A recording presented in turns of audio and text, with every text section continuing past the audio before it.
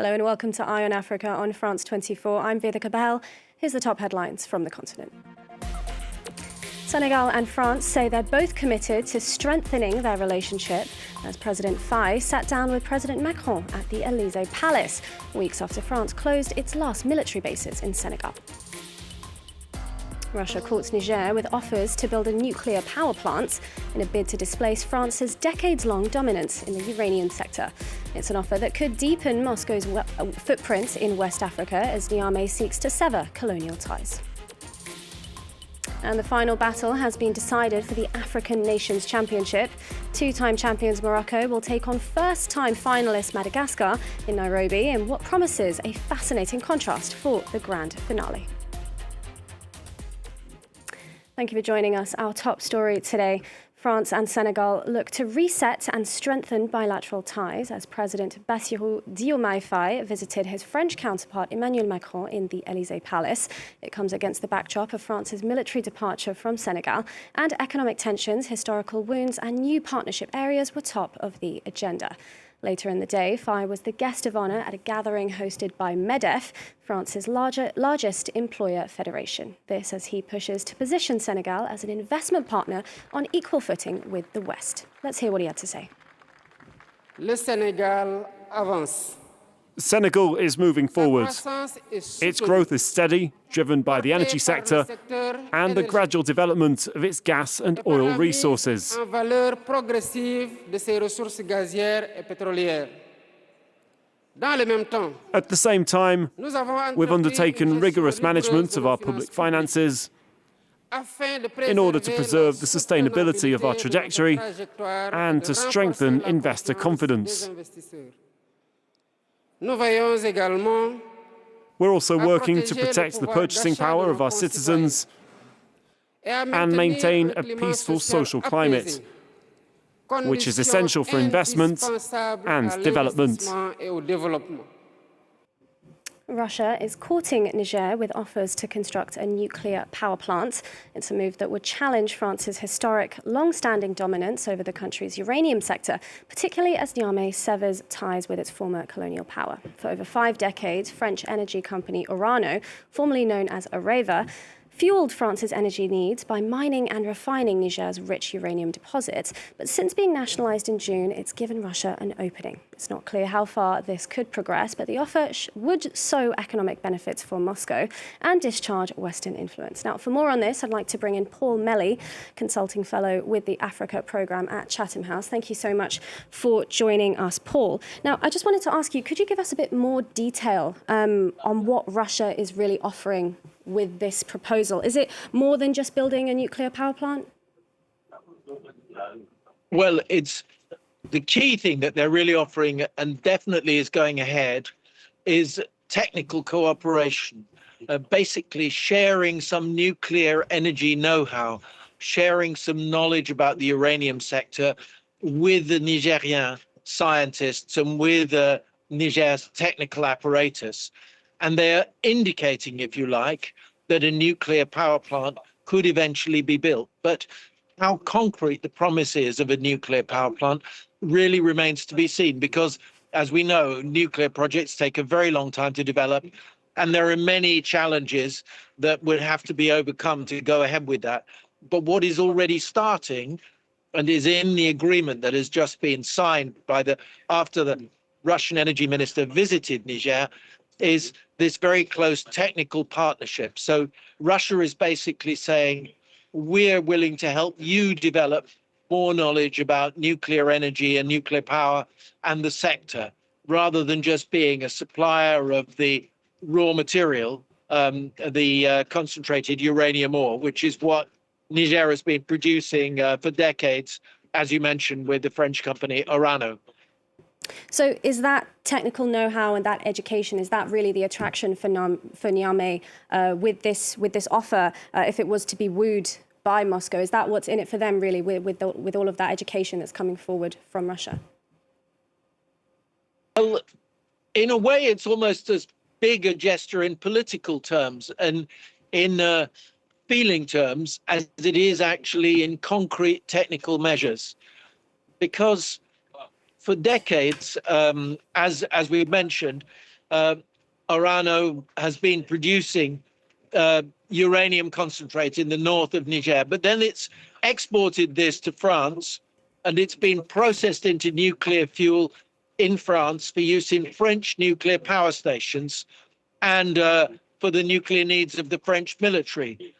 But Niger hasn't had the opportunity, hasn't been able to develop an avenue for it to benefit from this. And Niger is among the world's very poorest countries, and it currently depends largely on coal-fired electricity, which is obviously dirty, and on importing large quantities of electricity from Nigeria. And so after having been a loyal supplier but not offered this sort of even distant prospect of developing its own nuclear power sector in the relationship with France, the Russians have read this mood very shrewdly. They've understood the frustrations that Nigerians have felt. People have often said over the years, why can't we have a nuclear power plant?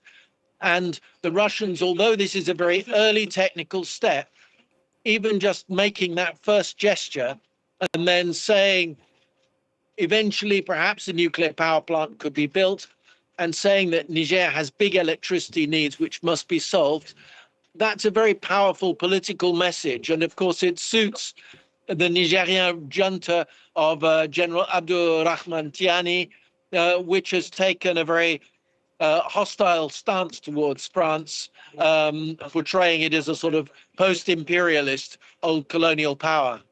And quickly, Paul, if I could just ask you, what are some of the challenges that Russia might face in making this happen, if this was to take place in Niger?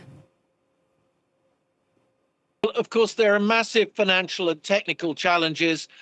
The concentrate would still have to be exported, presumably to Russia, to get reprocessed and then brought back to Niger. But there is a plus side, of course, that there is a huge market potentially for power exports. Nigeria, just to the south of Niger. So very long term, there could be a viability in it. But there's also a massive security challenge.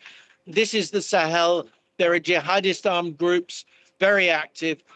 Niger itself suffers regular attacks from these groups. Ensuring the security of a nuclear power plant, if one was ever built, would be a major challenge.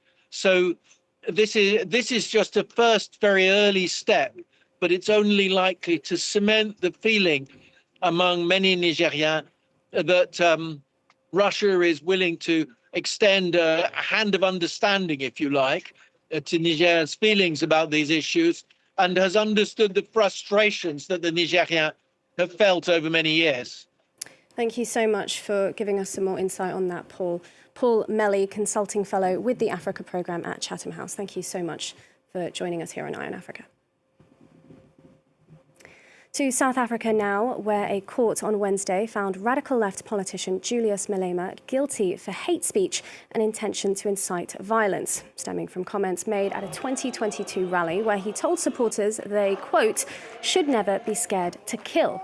Malema has long been at the centre of criticism for his radical rhetoric and for singing anti-apartheid songs, which some say incites anti-white violence. Most recently, clips of him were featured in a video shown during Cyril Ramaphosa's visit to the White House to back Donald Trump's baseless claims of a white genocide in South Africa.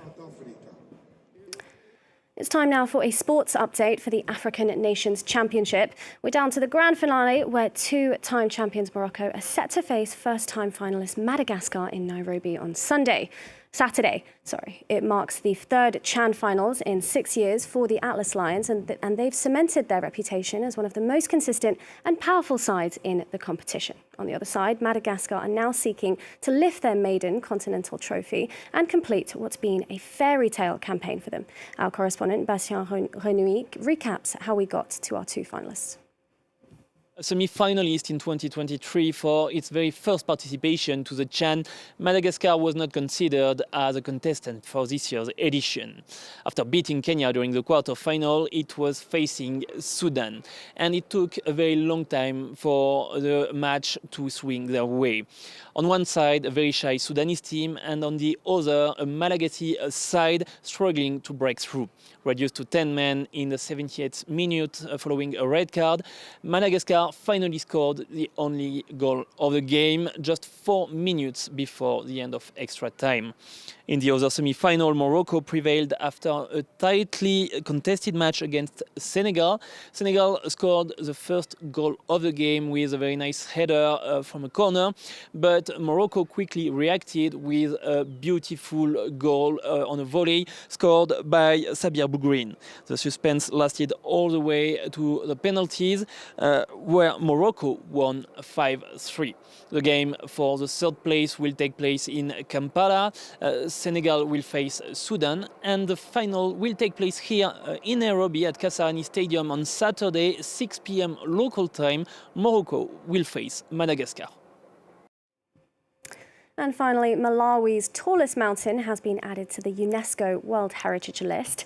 Revered as a sacred place inhabited by gods, ancestors and spirits, Mount Mulanje is considered deeply significant to the area's indigenous tribes. It's also home to Malawi's national tree, but illegal deforestation has threatened its survival, and conservationists are now working with local communities to highlight the importance of sustaining the mountain's environment. This report by Tom Canetti, Caroline Dumais and Stefan Carstens. Mount Mulanje, a 3,000-metre inselberg in southern Malawi, nicknamed the Island in the Sky, now listed as a UNESCO World Heritage Site. Local guides David and Kingsley take us on a tour to show us why. The mountain is endemic to over 70 plant species like the Mulanje cyad. It's so special just because it is commonly in Mulanje. So if you find it, let's say in other places in Blantyre and so on, people they get it from Mulanje and then plant it. The smells emitted by this grass serve as a double purpose for locals. The blooms has a special smell that helps to keep away the insects outside the house. UNESCO not only recognised the site for its wildlife, but for its spiritual importance to the indigenous tribes who have lived around the mountain. The legend goes that this waterfall is inhabited by the spirits of their ancestors. Our grandparents, if they have got problems in the villages, that is to say maybe there is a pandemic in the village, so they will come up here to offer sacrifices. So people are believing in the spirits, believing in their ancestors, what they will actually tell them. Traditional leaders have welcomed the World Heritage listing, like Chief Gibson of the Lomwe tribe, who believes it will support local workers. We'll get more visitors as people will hear more about Mount Mulanje. And that will change people's lives here because it will create more jobs.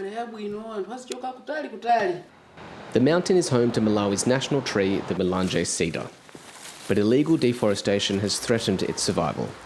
So the Mount Mulanje Conservation Trust rolls out projects that teach locals to protect the mountain's environment. So we want to make sure that more of the partners, more of the donors are aware so that they can also assist in the protection. A strive for global awareness now made stronger by the mountain's World Heritage listing. And that concludes our programme for today. Thank you for watching Eye on Africa. Stay tuned to France 24.